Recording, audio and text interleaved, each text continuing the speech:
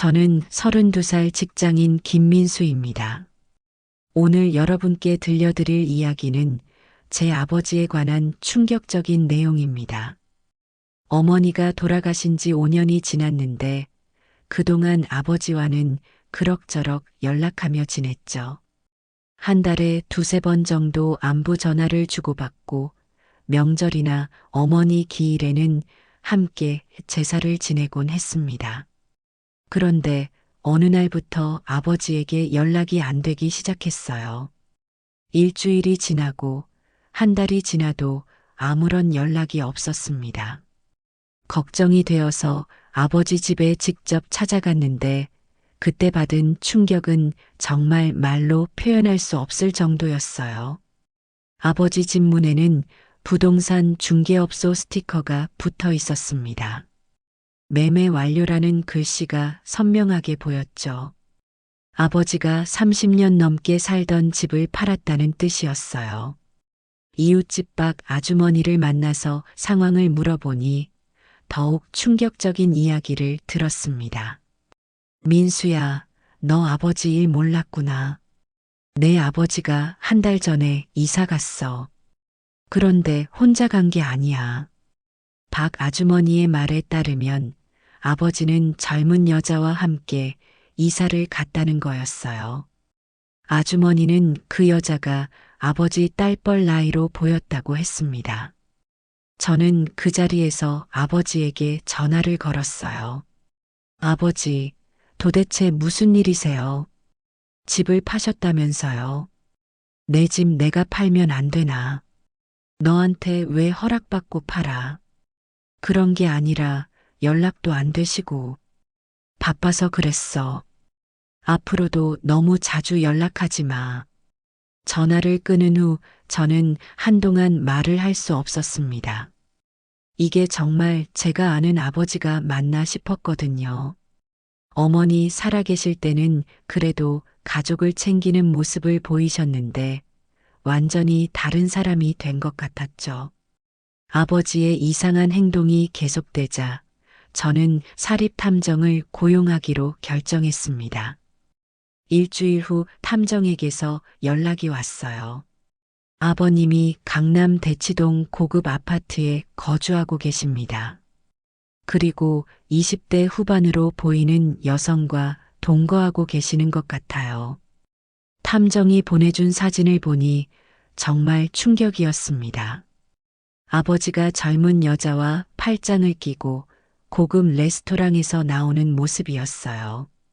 아버지 표정도 제가 본 적 없을 정도로 밝고 행복해 보였죠. 그 여자의 이름은 박지영, 24세였습니다. 더 놀라운 건 아버지의 생활 패턴이었어요.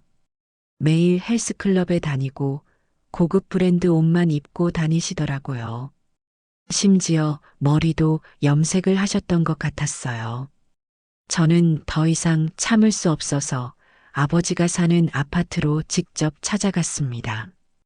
초인종을 누르니 젊은 여자 목소리가 들렸어요. 누구세요? 김동철 아버지 아들 민수라고 합니다. 문이 열렸는데 정말 어린 여자애가 나왔어요. 어머, 오빠세요. 동철 오빠 아들이라고 하셨죠. 거실로 들어가니 아버지가 소파에 앉아 있었습니다.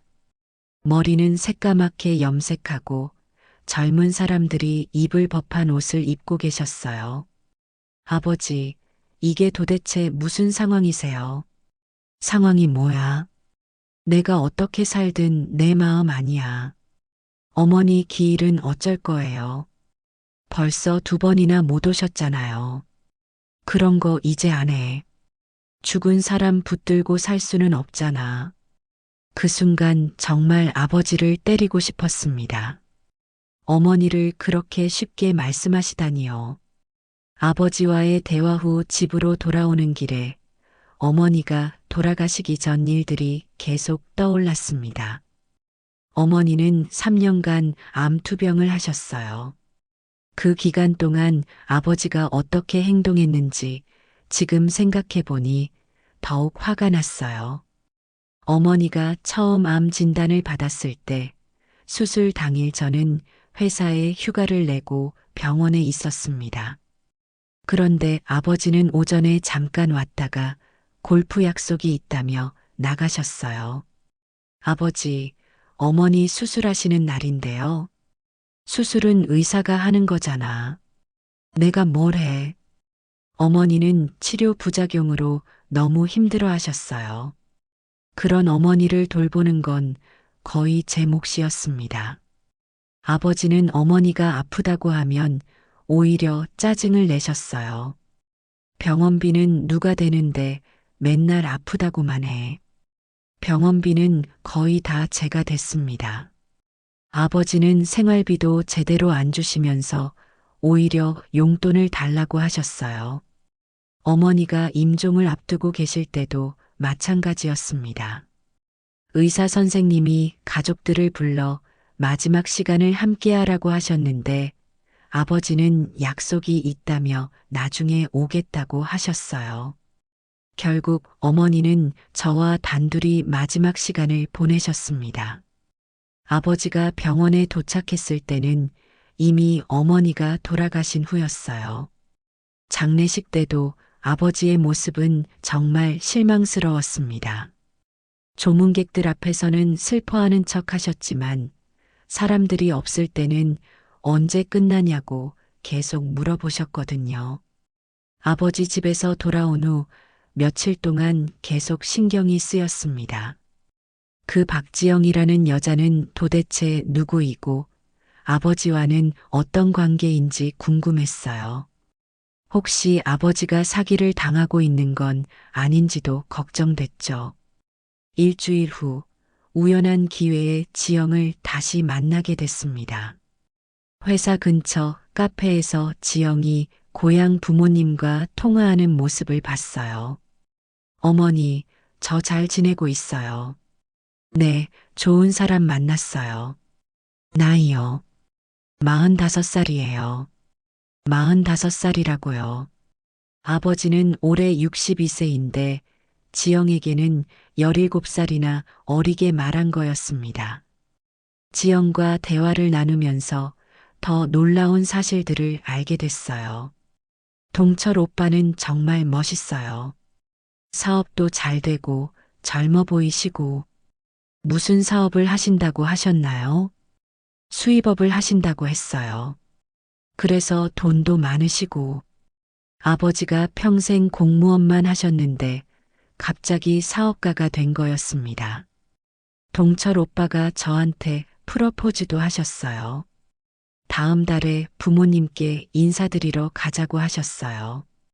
62세 아버지가 24세 여자에게 45세라고 속이고 결혼 약속까지 한 상황이었어요. 집에 돌아와서 아버지에게 전화를 걸었습니다. 아버지, 지영 씨한테 거짓말 하시면 안 되죠. 그런 건 내가 신경 쓸 일 아니야. 결혼까지 약속하셨다면서요. 나이가 뭐가 중요해. 사랑하면 되는 거지. 정말 무책임한 말씀이었습니다. 아버지는 지영의 마음이나 상황은 전혀 고려하지 않으셨어요. 아버지의 거짓말이 계속 밝혀지면서 저는 아버지의 경제적 상황도 조사해 보기로 했습니다. 대치동 고급 아파트에서 살면서 지영에게 명품을 사주는 돈이 어디서 나오는지 궁금했어요.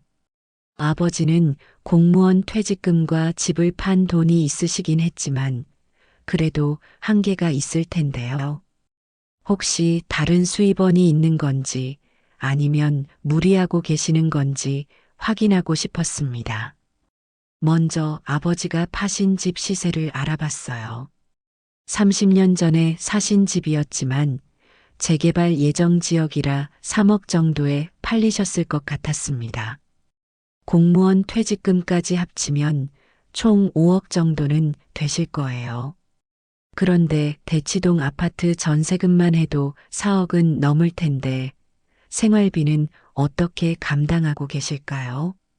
며칠 후 충격적인 사실을 알게 됐습니다. 며칠 후 충격적인 사실을 알게 됐어요.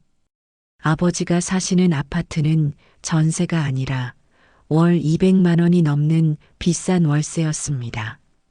일주일 후 아버지 친구분 중 한 분이 저에게 연락을 주셨어요. 민수야, 내 아버지 일로 연락했어. 내 아버지가 나한테 돈을 빌리려고 해서. 얼마나 빌리려고 하셨어요? 5천만 원. 투자한 게 잘못됐다고 하더라. 더 자세한 이야기를 들어보니 정말 심각한 상황이었습니다. 아버지는 퇴직금과 집한 돈으로 주식과 암호화폐에 투자하셨다가 모든 걸 잃으셨다는 거였어요. 내 아버지가 작년에 코인으로 돈을 많이 벌었다고 자랑하더니 결국 3억은 넘게 날린 것 같던데. 그럼 아버지가 현재 가진 돈은 거의 없다는 뜻이었습니다. 신용카드하고 대출로 버티고 있는 것 같아. 아버지가 빚을 지면서까지 지영과의 생활을 유지하고 계셨던 거였어요. 아버지의 경제적 상황을 알고 나니 어머니가 돌아가시기 전에 하신 말씀이 계속 떠올랐습니다. 어머니는 임종을 앞두고 저에게 부탁하신 게 있었어요. 어머니가 마지막으로 의식이 있으셨던 날 저를 불러서 말씀하셨습니다. 민수야, 내 어머니. 어머니가 없어도 아버지 잘 챙겨드려. 그때 어머니는 너무 힘들어 하셨는데도 아버지를 걱정하고 계셨어요. 아버지는 혼자 있으면 외로워하실 거야.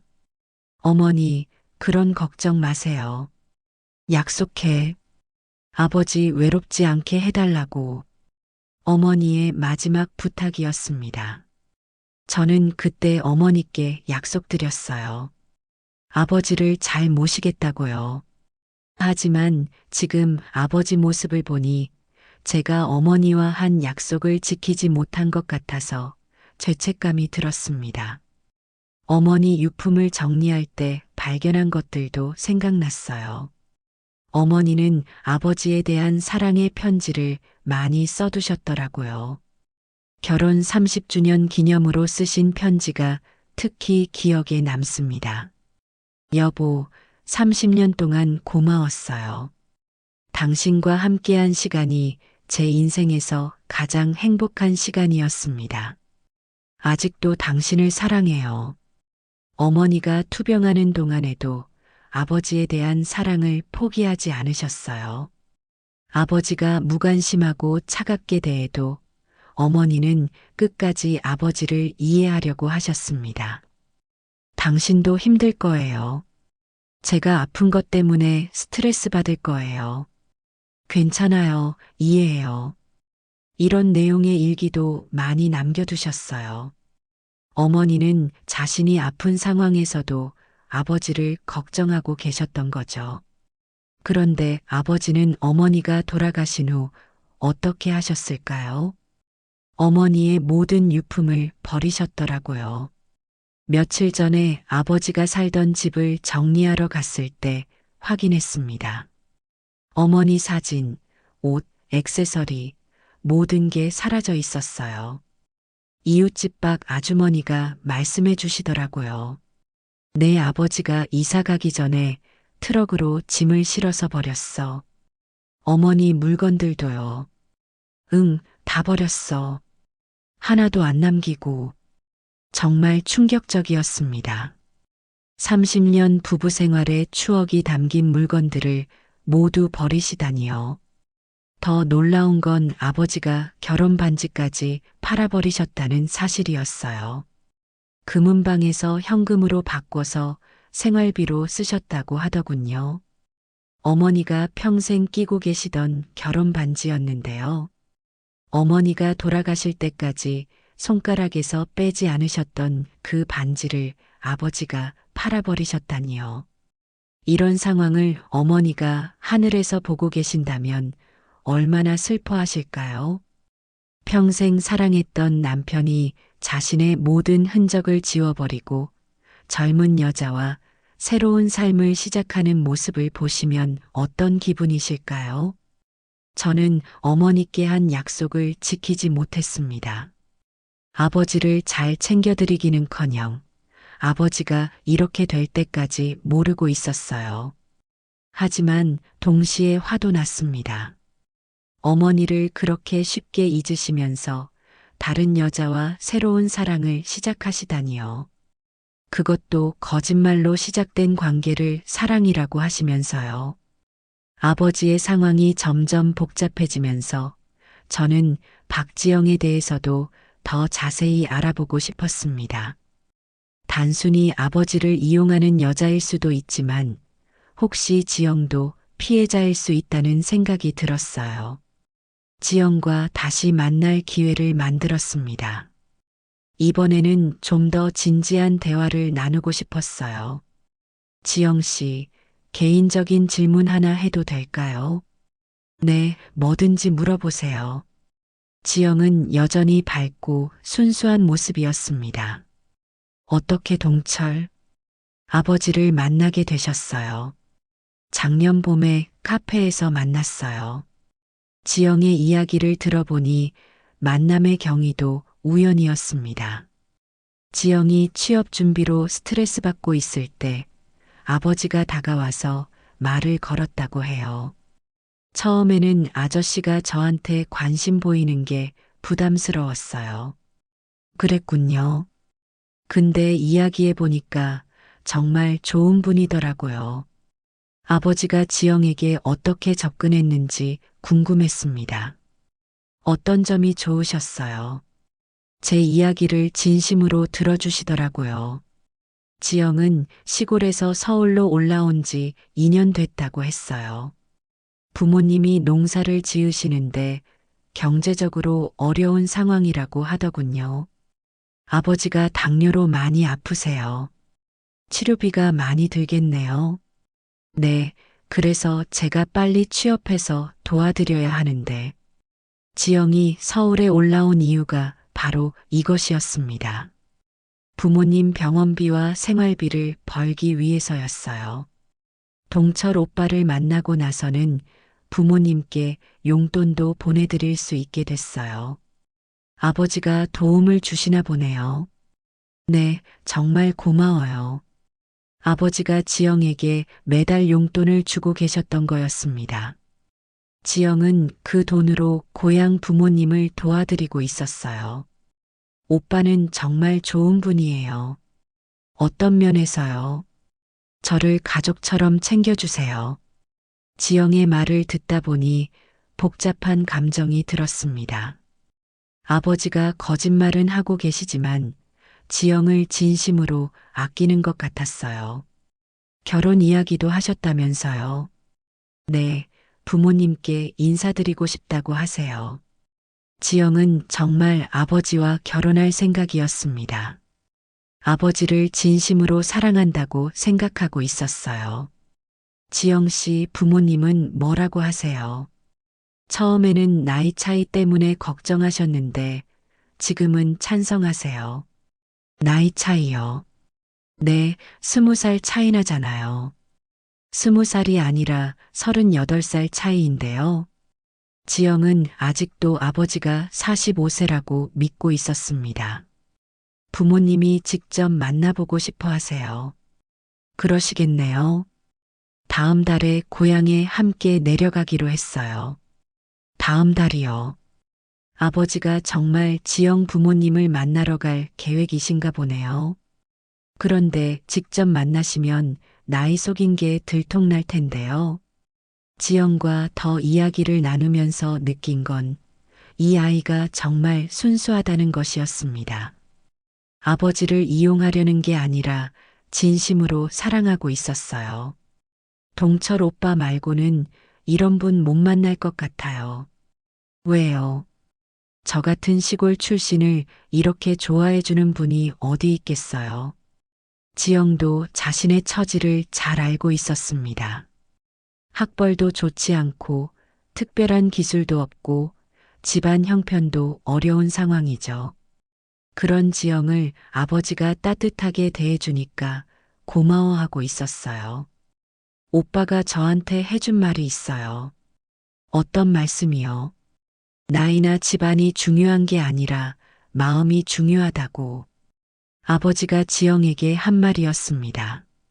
아이러니하게도 자신은 나이를 속이면서 그런 말씀을 하신 거죠. 하지만 지영에 대한 아버지의 마음은 진짜인 것 같았습니다. 거짓말로 시작됐지만 지영을 정말 아끼고 계시는 것 같았어요. 지영과 헤어지면서 생각했습니다. 이 상황에서 누가 피해자이고 누가 가해자일까요? 아버지도 지영도 그리고 저까지도 모두 각자의 상처와 필요 때문에 이런 복잡한 관계가 된 것 같았어요. 상황이 너무 복잡해져서 혼자서는 해결하기 어려울 것 같았습니다. 아버지의 거짓말, 경제적 문제, 지영과의 관계까지 모든 게 얽혀 있었어요. 전문가의 도움이 필요하다고 생각했습니다. 심리상담센터에 상담을 신청했어요. 가족관계 전문 상담사인 김 선생님을 만났습니다. 아버님과 어떤 문제가 있으신지 말씀해 주세요. 저는 지금까지의 상황을 자세히 설명했습니다. 어머니가 돌아가신 후 아버지가 변한 것, 젊은 여자와 동거하는 것, 거짓말을 하고 있는 것, 경제적으로 어려운 상황까지 모든 걸 말씀드렸어요. 김 선생님은 제 이야기를 다 들은 후 말씀하셨습니다. 민수님, 아버님이 지금 겪고 계시는 건 중년기 위기의 극단적인 형태일 수 있어요. 중년기 위기요. 네, 특히 배우자를 잃은 후에 나타나는 반응일 가능성이 높습니다. 선생님 설명에 따르면 아버지 같은 반응이 그렇게 드문 일은 아니라고 했어요. 오랜 결혼 생활을 했던 남성이 아내를 잃으면 정체성 혼란을 겪는다고 하더군요. 아버님이 젊은 여성과 관계를 맺는 것도 죽음에 대한 불안 때문일 수 있어요. 죽음에 대한 불안이요. 네, 아내의 죽음을 통해 자신의 죽음을 직면하게 되면서 젊음을 되찾고 싶어 하는 거죠. 그런 관점에서 보니 아버지 행동이 조금 이해가 됐습니다. 하지만 여전히 받아들이기는 어려웠어요. 그렇다고 해서 거짓말을 해도 되는 건 아니잖아요. 물론입니다. 하지만 아버님의 심리 상태를 이해하면 해결 방법도 찾을 수 있어요. 선생님은 아버지의 어린 시절에 대해서도 물어보셨습니다.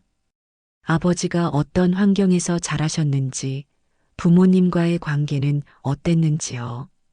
그제야 생각해 보니 아버지에 대해서 잘 모르는 게 많았습니다. 아버지는 자신의 과거 이야기를 거의 안 하셨거든요. 할머니를 통해 들은 이야기를 떠올려 봤어요. 아버지는 6.25 전쟁 때 할아버지를 잃으셨다고 했습니다. 그때 아버지가 5살이었어요. 할아버지가 전쟁 중에 돌아가셨다고 들었어요. 그럼 아버님이 아버지 없이 자라셨군요.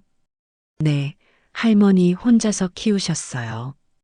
선생님이 고개를 끄덕였습니다. 그렇다면 아버님도 아버지의 부재를 경험하셨네요. 네, 그런 것 같아요. 선생님 설명에 따르면 어린 시절 아버지를 잃은 경험이 지금 아버지 행동에 영향을 줄 수 있다고 했어요. 아버지 없이 자란 남성은 때때로 남성성에 대한 결핍을 느낄 수 있어요. 남성성 결핍이요. 네, 그래서 나이가 들어서 젊은 여성과의 관계를 통해 그것을 보상받으려고 할 수 있습니다. 할머니로부터 들은 다른 이야기도 생각났어요. 아버지가 어릴 때 굉장히 조용하고 내성적이었다고 하셨거든요. 친구들과 어울리기보다는 혼자 있는 시간이 많았다고 해요. 학교에서도 인기가 없었다고 하더라고요. 그렇다면 아버님이 젊은 시절에 연애 경험이 많지 않으셨을 수도 있겠네요. 생각해보니 맞는 것 같았습니다. 아버지는 어머니가 첫사랑이셨거든요. 20대 후반의 선을 봐서 결혼하셨다고 들었어요. 아버님이 지금 하고 계시는 게 젊은 시절 못 해본 연애일 수도 있어요. 그런가요? 네, 물론 그렇다고 해서 정당화될 수는 없지만 이해는 할 수 있는 부분이에요. 선생님과 상담을 받고 나니 아버지에 대한 시각이 조금 달라졌습니다. 여전히 아버지 행동이 잘못됐다고 생각했지만 왜 그런 행동을 하시는지는 이해할 수 있을 것 같았어요. 그럼 어떻게 해야 할까요? 일단 아버님과 진솔한 대화를 나누시는 게 필요해요. 아버지가 대화에 응하실까요? 쉽지 않겠지만 시도해 보셔야 해요. 그리고 박지영 씨와도 이야기해야 하고요. 선생님은 구체적인 해결 방안도 제시해 주셨습니다. 먼저 지영에게 진실을 말하고 그 다음에 세 사람이 함께 대화하는 자리를 만들어 보라고 하셨어요. 쉽지 않겠지만 정직한 대화만이 해결책이에요. 상담사 선생님의 조언에 따라 먼저 지영에게 진실을 말하기로 결정했습니다. 가장 어려운 일이었지만 더 이상 미룰 수는 없었어요. 지영과 만나서 어떻게 말을 꺼낼지 고민이 많았습니다. 너무 충격적일 수도 있고 화를 낼 수도 있고 아니면 믿지 않을 수도 있었거든요. 지영 씨, 중요한 이야기가 있어서 만나자고 했어요. 네, 무슨 일이세요? 지영은 평소와 다른 제 분위기를 눈치챈 것 같았습니다. 동철 아버지에 관한 이야기예요. 동철 오빠가 어떻게 됐나요? 저는 심호흡을 하고 말을 시작했습니다. 지영 씨가 알고 있는 동철 아버지와 실제 모습이 다른 부분이 있어요. 무슨 말씀이세요? 먼저 나이부터 말씀드렸습니다. 아버지 나이가 45세가 아니라 62세예요. 네. 뭐라고요? 지영의 얼굴이 순간 굳어졌습니다. 62세라니요. 그럼 저랑 38살 차이라는 말씀이세요? 네, 맞습니다. 지영은 한동안 말을 하지 못했어요. 충격이 너무 컸나 봅니다. 그럼 민수 오빠 아빠가 맞네요. 네, 제 친아버지입니다. 직업 이야기도 해야 했습니다. 아버지는 사업가가 아니라 공무원 출신이에요. 공무원이요. 네, 3년 전에 정년퇴직하셨어요. 지영의 표정이 점점 어두워졌습니다. 그럼 지금까지 저한테 거짓말하신 거예요. 죄송합니다. 경제적 상황도 말씀드려야 했어요. 그리고 아버지가 지금 경제적으로 어려운 상황이세요. 어려우시다니요. 투자 실패로 돈을 많이 잃으셨어요. 지금은 대출과 신용카드로 생활하고 계세요. 지영이 눈물을 흘리기 시작했습니다. 그럼 저한테 용돈 주시고 명품 사주시고 한 게 다 빚으로 하신 거예요. 그런 것 같습니다. 지영은 한참을 울었어요. 저도 마음이 아팠습니다. 지영 씨, 정말 죄송해요.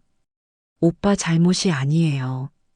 눈물을 닦은 지영이 말했습니다. 사실 조금 이상하다고 생각했어요. 어떤 점이요? 나이에 비해서 너무 젊어 보이시기도 하고 가끔 말씀이 앞뒤가 안 맞을 때도 있었거든요. 지영도 뭔가 눈치채고 있었던 것 같습니다. 그런데도 왜 아무 말 안 하셨어요? 좋은 분이라고 생각했어요. 저를 정말 아껴주시는 게 느껴졌거든요. 지영의 말을 듣고 저도 복잡한 감정이 들었습니다. 아버지가 거짓말은 했지만 지영에 대한 마음은 진짜였던 것 같아요. 지영 씨는 이제 어떻게 하실 거예요? 잘 모르겠어요. 지영이 한참을 생각하더니 말했습니다. 동철 오빠를 만나서 직접 이야기해 볼래요. 같이 만날까요? 네, 셋이 함께 얘기해봐요. 며칠 후 아버지, 지영, 저 이렇게 셋이 만났습니다. 아버지는 처음에 화를 내셨어요. 내가 왜 쓸데없는 짓을 했어? 아버지, 더 이상 거짓말하시면 안 되죠. 지영이 아버지에게 말했습니다.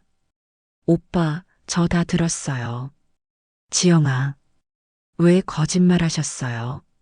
아버지는 한동안 말씀을 못 하셨습니다. 미안해.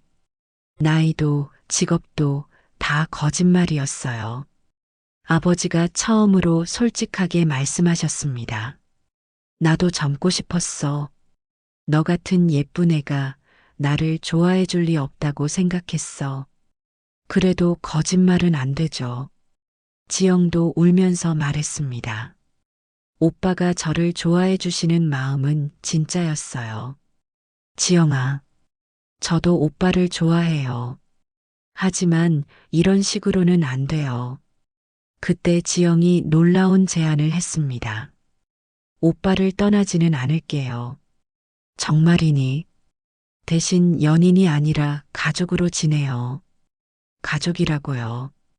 제가 오빠를 아버지처럼 생각하고 오빠도 저를 딸처럼 생각하면 어떨까요? 지영의 제안을 듣고 아버지도 저도 놀랐습니다. 나이 차이도 그렇고 사실 더 어울리는 관계인 것 같아요.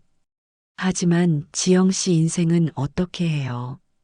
저는 괜찮아요. 지금 당장 결혼할 생각도 없고요. 지영이 계속 말했습니다. 오빠 혼자 두기도 안쓰럽고 저도 서울에서 의지할 곳이 필요해요. 정말 괜찮겠어. 네, 민수 오빠도 있으니까 우리 진짜 가족 같잖아요. 지영의 제안으로 우리는 새로운 형태의 가족이 되기로 했습니다. 쉬운 결정은 아니었지만 서로에게 가장 좋은 방법인 것 같았어요. 먼저 아버지의 경제적 문제부터 해결해야 했습니다. 아버지 빚을 정리하고 현실적인 생활비 계획을 세웠어요. 대치동 비싼 아파트는 포기하고 적당한 전세로 이사했습니다. 아버지, 앞으로는 솔직하게 지내셔야 해요. 알겠어.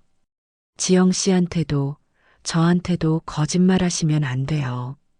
아버지도 이제는 진실을 말씀하기로 약속하셨습니다. 지영은 정말 우리 가족이 됐어요. 아버지를 아빠라고 부르기 시작했고 저를 오빠라고 불렀습니다.